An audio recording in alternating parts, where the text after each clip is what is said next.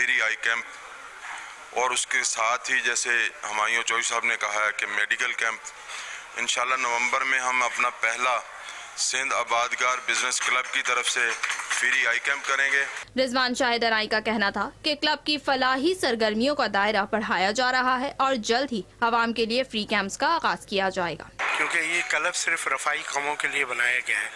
اس کا عین مقصد لوگوں کی بھلائی اور بہبود کے لیے کام کرنا ہے۔ پاکستان آبادگار بزنس کلب ماشاءاللہ جو ہے وہ بھی ان کی میٹنگ وغیرہ چل رہی ہیں، اور ابھی جو ہے وہ ہمارا پروگرام ہے کہ آگے ہم نے کس طریقے سے لے کے اس کو چلنا ہے، ٹھیک ہے۔ اس میں آپ کے میڈیکل کیمپس بھی ہیں، اس کے علاوہ اور بھی جو بھی فلاحی کام ہوتے ہیں اس سلسلے میں بھی ہمارا مشاورہ چل رہی ہے اور کس طریقے سے کرنا ہے، انشاءاللہ اس کو لے کے چلیں گے۔ اس کلب کا جو مقصد ہے وہ یہی تھا کہ ایک دوسرے کا مستقبل میں جو مدد کریں، ایک دوسرے کے کام آئیں۔